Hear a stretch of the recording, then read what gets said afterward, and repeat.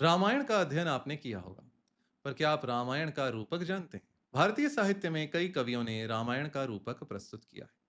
इनमें एक प्रसिद्ध रूपक है गोस्वामी तुलसीदास कृत विनय पत्रिका के 58वें पद में रामायण का आध्यात्मिक रूपक। तुलसीदास कहते हैं यह शरीर ब्रह्मांड है और प्रवृत्ति अर्थात सांसारिकता का चक्र लंका का दुर्ग है। इस दुर्ग को मयासुर का रूप धारण करने वाले मन ने बनाया है। अन्नमय कोश, प्राणमय कोश, मनोमय कोश, विज्ञानमय कोश और आनंदमय कोश, इन विविध कोशों का समूह इस प्रवृत्ति रूपी लंका दुर्ग के अत्यंत सुंदर भवनों का निकर है। यहाँ तीन सेनापति हैं, सत्वगुण, रजोगुण और तमोगुण, जिनमें सत्वगुण प्रमुख है।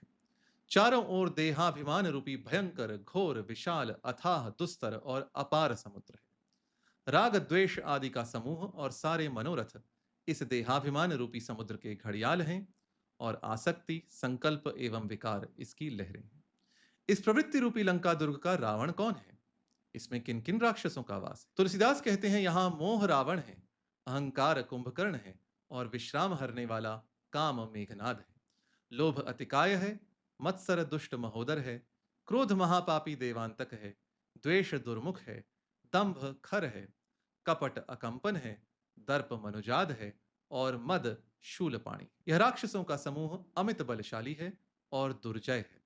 यहाँ षड्वर्ग अर्थात काम, क्रोध, लोभ, मोह, मत्सर, मद के साथ इंद्रियां रूपी राक्षसियां भी रहती हैं। इस प्रवृत्ति रूपी लंका दुर्ग का विभीषण कौन है? तुलसीदास कहते हैं भगवान के चरणों का सेवक जीव ही विभीषण है, जो दुष्टों के जंगल के बीच चिंता से ग्रस्त है। अहिंसा, सत्य, अस्तेय, ब्रह्मचर्य और अपरिग्रह, ये पांच यम तथा शौच, संतोष, तप, स्वाध्याय, ईश्वर प्रणिधान, ये पांच नियम, ये देवराज इंद्र सहित 10 दिक्पाल हैं, जो मोह रूपी रावण के वश में हैं और अत्यंत भयभीत हैं। इस मोह रूपी रावण का संहार कैसे होता है?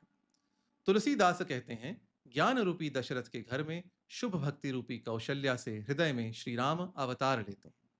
मोक्ष के साधन ही रीछ और वानर हैं और पुष्कल विवेक विज्ञान सुग्रीव हैं, जो देहाभिमान रूपी समुद्र पर सेतु निर्माण कराते हैं। प्रबल वैराग्य ही दारुण पवन पुत्र हनुमान है, जो विषय रूपी वनों और भवनों को जला देते हैं।